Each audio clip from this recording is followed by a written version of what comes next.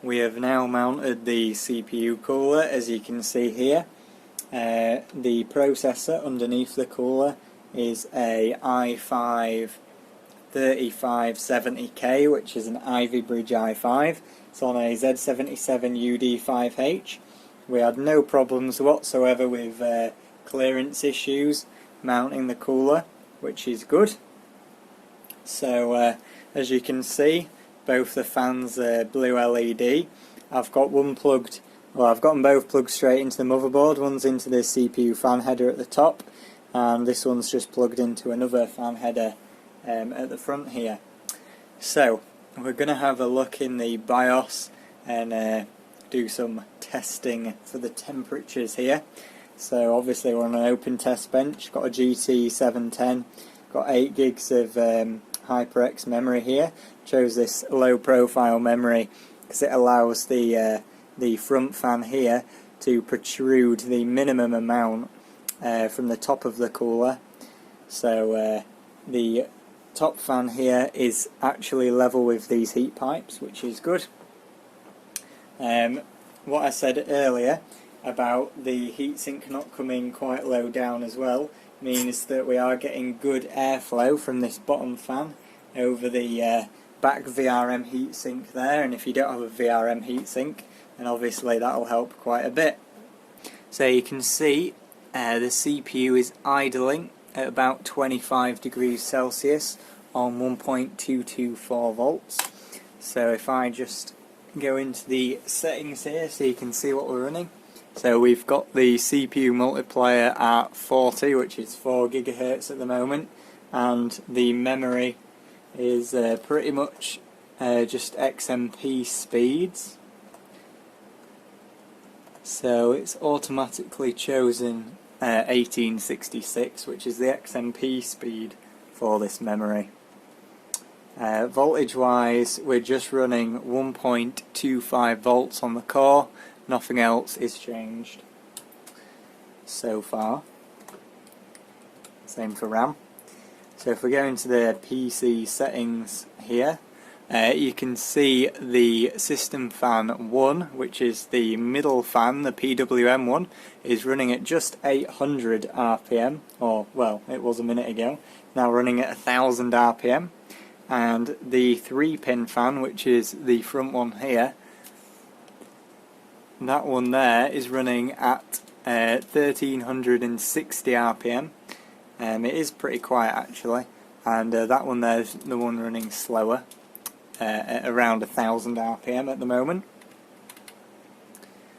So if I can get the right keyboard, this is on the normal preset on this board, and what I'm actually going to do is turn the fans up to full speed. So we actually want to disable this fan control here, which I can't remember how to do. Fan control mode, voltage, disabled. There we go. So now both the fans should just run at full speed if I save and exit. We'll go back into the BIOS. So you can hear now the fans are running at full speed, so we'll see what the maximum RPM is on these fans. So you can see the CPU fan is actually a different type of fan to the other one that's included. So this one here, which came in a separate box, is still only spinning at 1360 RPM. It's actually gone down to 1200 now, which is interesting because it says 1200 on the box, plus or minus 10%. So it's spinning just a bit too fast, which is fine. But the PWM fan, which is the one in the middle here that comes with the cooler in the actual cooler box, can spin all the way up to 2100 RPM, which is probably 2000 plus or minus 10%. So we're actually going to put that back onto the normal mode for now.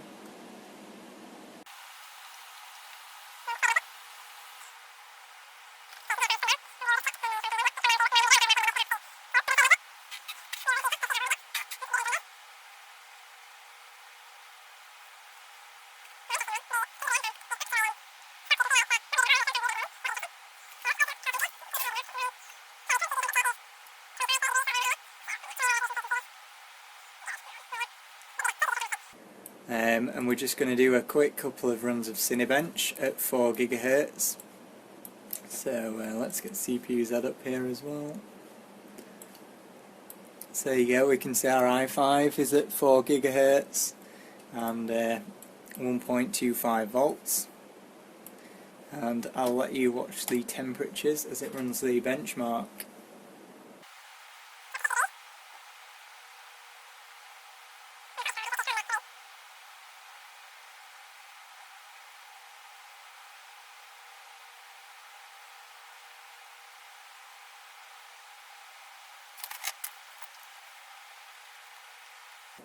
So we're going to run it a second time just to make sure the CPU's fully got up to temperature.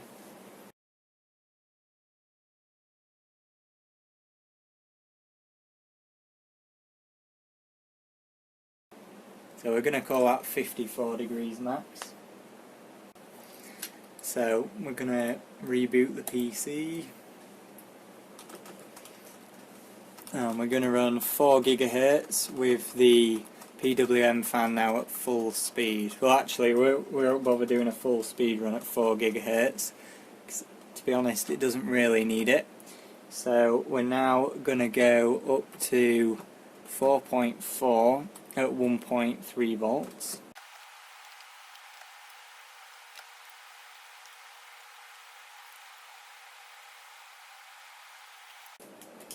So again, this is on the normal fan profile, and the centre fan is actually hovering between not moving at all and moving. So I'll just get core temp, CPU Z and Cinebench open again. There you go. You can see we're at 4.4 GHz on the core, 1.3 volts for the core voltage. And the CPU is idling around 30 degrees Celsius, so about the same as last time really. So we're going to run the benchmark, see where it gets to. Centre fan has started up right away. It's already up to 57, 59.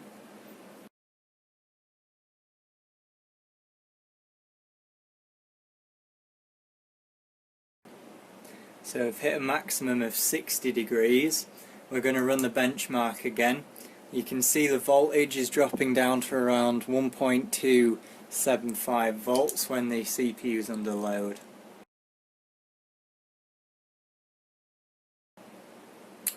So you can see there we topped out 61 degrees on the hottest core, 53 degrees on the coolest core. The fans have spun back down again, and that is the result for 4.4 GHz. Now the cooler didn't get very loud that time at all, and we've still got another 20 degrees of headroom, so that is pretty good. So we can still overclock higher because we've got loads and loads of thermal headroom on this. If you're running a newer i5 like this Ivy Bridge, or maybe a Haswell like a 4670K or a 4690K or a 6700K, no, a 6600K, something like that, an i5, I would recommend delidding it to get the best performance. This i5 is delidded, however it's not delidded with liquid metal or anything. It is just using thermal grizzly, which is standard thermal paste, but very high performance standard thermal paste. So we're going to try and go up to 1.35 volts now at 4.6 GHz. All the other settings are still the same. You'll notice again, idle temperatures aren't really affected very much by the extra voltage that we're putting through the CPU. So this CPU is locked in terms of voltage and frequency. It's got no speed step, no power saving features. You can see it's running at 4.6 and the 1.35 volts all the time, just under what we set.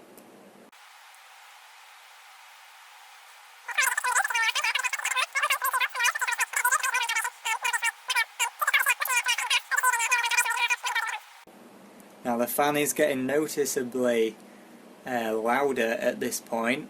It's not like crazy loud or anything, it's not really louder than my mining rig, but I can start to hear it. If it was in a case, probably wouldn't hear it much at all.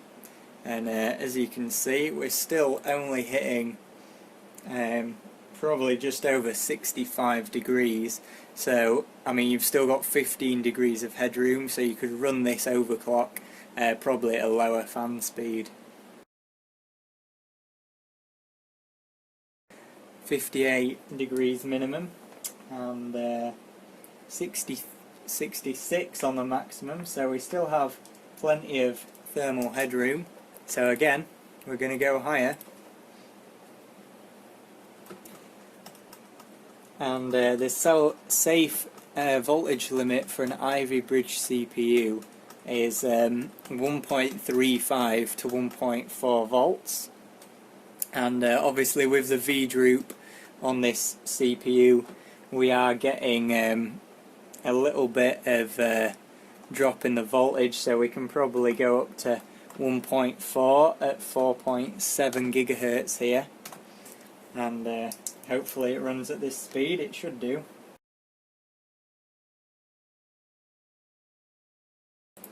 So now 4.7, it's getting to what looks like 1.36 or 1.37 volts under load. So we're still in a fairly safe voltage range, which is good. The temperature limit that you want to stick to with these Intel CPUs is about 80 degrees Celsius. If in a heavy stress test like Prime 95, it gets up to like 85 or 90. I wouldn't get too concerned, but just running Cinebench, obviously it's going to run a little bit cooler here. So it's not even reached 70 degrees yet, so the cooler is performing a bit better than I expected, to be honest, which is very good really. And this is using the thermal paste which came with it as well, by the way. This isn't a nice thermal paste. I mean, the CPU is de-lidded, so maybe if you had a non-de-lidded CPU with better thermal paste it'd perform similar to this, I don't know, but this is good thermal paste under the lid, but just what it came with in the package really, so just out of box thermals. Oh dear me. So it has hit 70 degrees on the hottest core, but you can see the other two are still at 68, and the coldest one's still at 63, which is really very chilly. So if your cores are averaging, if these two middle cores are say like maxing out at 80 degrees and that one's going to 83, it doesn't really matter. As long as the average of the CPU is about 80, you're usually pretty good. So it is doing alright so far. That would be a very solid daily overclock. You can see it's going back up to nearer 1.4 volts when it's under no load. But obviously when it's under no load there's no stress on the CPU, so the voltage won't degrade it as much as when it is actually under load. 4.8 gigahertz. Whoops. Press sideways instead of down there. And we're going to go up to 1.45 volts in the BIOS. Now obviously if you've got load line calibration on and it's actually sticking to 1.4 volts all the time, even when it's under load, you don't really want to be going any higher than that. But if, like me, your board has a lot of V-droop and you're not using the load line calibration, you might be able to push a little bit above 1.4 volts, although what I would recommend is maybe use 1.375 volts with some load line calibration, maybe on high or very high or something, just so that what you want is your voltage not to go down when you're under load. You want it to be a stable voltage.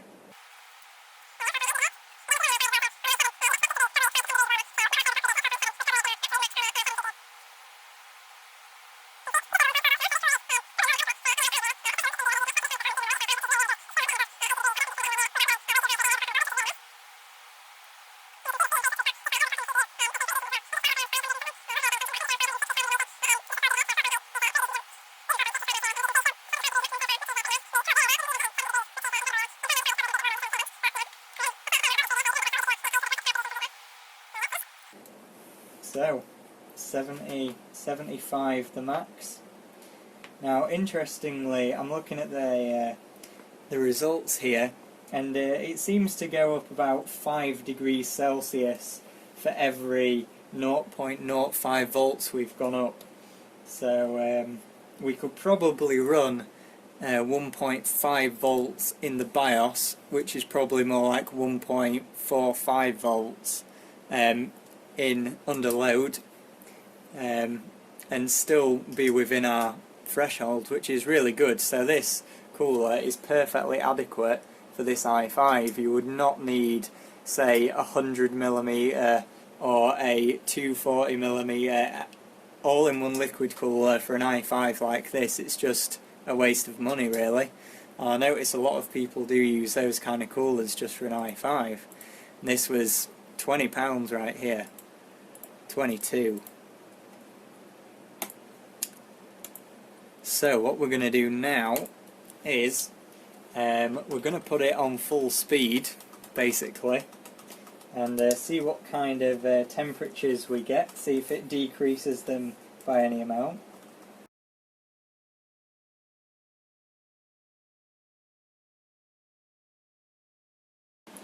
So this is with the fans at full speed, again at the maximum 4.8 Gigahertz overclock that we've got here. So we're just going to see if it lowers the temperatures at all.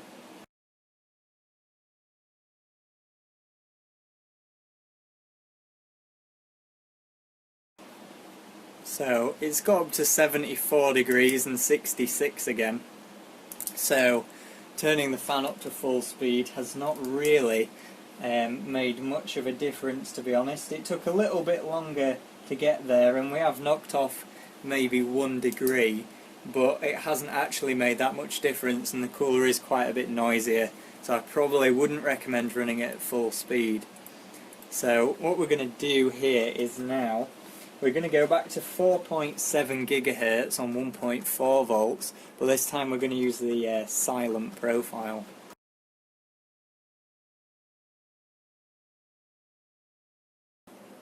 It's definitely a lot quieter.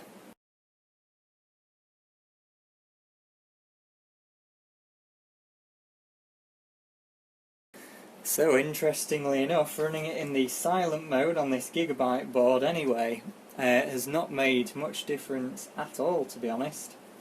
Only 1 degree Celsius. So it was 70 degrees on the normal fan profile and 71 degrees max on the silent profile, which is interesting. Only 1 degree in it. So I think that is about it for this cooler now. The last thing I do want to test is I'm going to take this fan off and run it with only one fan, and probably put some taller memory in that might block a bit of airflow, see if that makes any difference. And we're probably only going to run a couple of these tests with the single fan and see how it goes. So we've only got the single fan on now, and I've put the taller memory in as well, so that should help.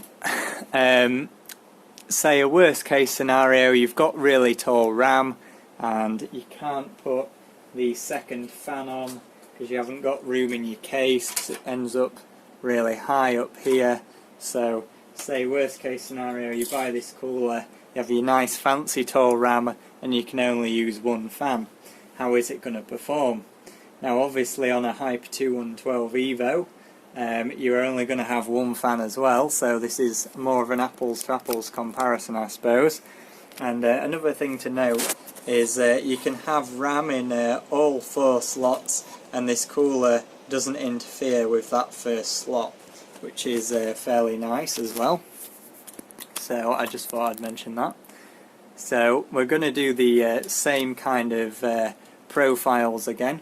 So you can see here we're in the BIOS, and we're at 1.4 volts on the core, and that's for 4.7 gigahertz. We're still on the i5. We are going to set the fan mode. Obviously there's no front fan anymore, so it doesn't matter that that's disabled. We're going to go on normal mode to start with the single fan, and see what the temperatures are like. So we'll save and exit. So there you go, the fan has actually stopped. So this cooler does run passively some of the time, which is quite interesting, although the LEDs are still on slightly. So we can see it is idling a little bit warmer, because obviously it's got no airflow whatsoever at the minute because the fan isn't spinning. But that doesn't actually matter, because as long as it doesn't go over the temperature of 85 degrees, we don't really care.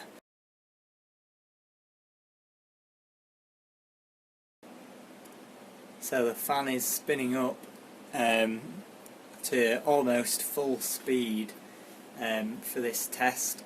So it is spinning up quite high, and it has reached 71 on 2 cores on the first test, which is a little bit warmer than before. It's about the same as with the 2 fans was on the silent mode, maybe a little bit warmer, but still pretty good really. Right, so there we go, 71 degrees max on the hottest 2 cores there. So that is only 1 degree hotter on the hottest 2 cores there than it was with the 2 fans at this speed. So even with 1 fan, the cooler is pretty good really. We're going to try it on the silent profile as well and see how much difference that makes.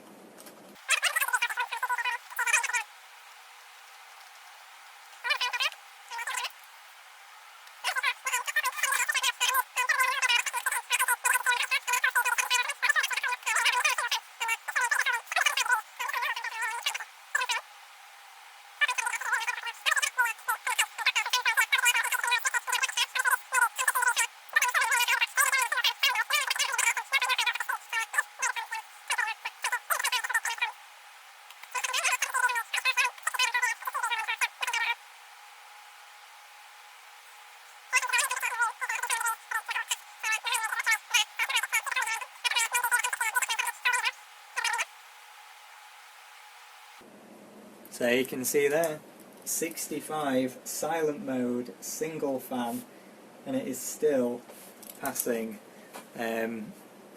basically my second highest test without going crazy on the voltage, with ease really.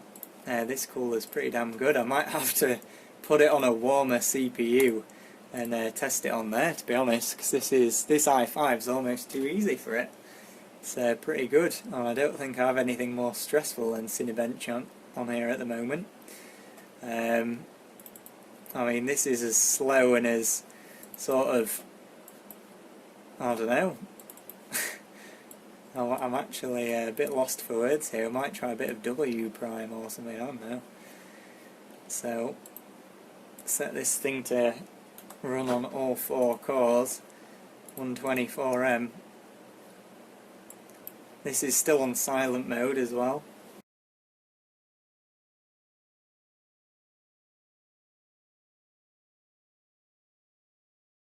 In fact, I might have an X265 Benchmark on here, so we'll actually try that. Close this down here. Oops, need the temperature one open. So we'll try and run hardware bot X265, which is a very stressful benchmark, and use the AVX instruction set if your CPU actually has it. So we'll try this here, see how that goes.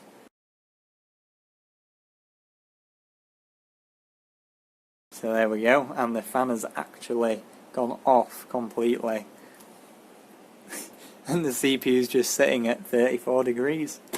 So what else can I say really? I'm going to have to put this on a bigger CPU, aren't I? Superb. Absolutely superb. 20 quid well spent if you have an i5. Suppose we'll have to get the 3930K out, eh? Give it a go on 2011. That'll probably be in another video though. Thanks for watching. This has been the VTG cooler. There's the box for it. Amazing. 20 odd quid off AliExpress. Good deal. Absolutely amazing deal. Gonna get a bigger CPU. See you guys in the next video. Goodbye. So just a note here. This is the thermal paste spread which I had during my temperature testing that you will have seen in this video here. So it's not even full coverage and it still performed very well, although we have covered the main die area. So yeah, I thought I'd just put this in as extra so you can see what the kind of spread was on my thermal paste. I just did a dot method in the middle and then put the cooler on top. So yeah, that's it.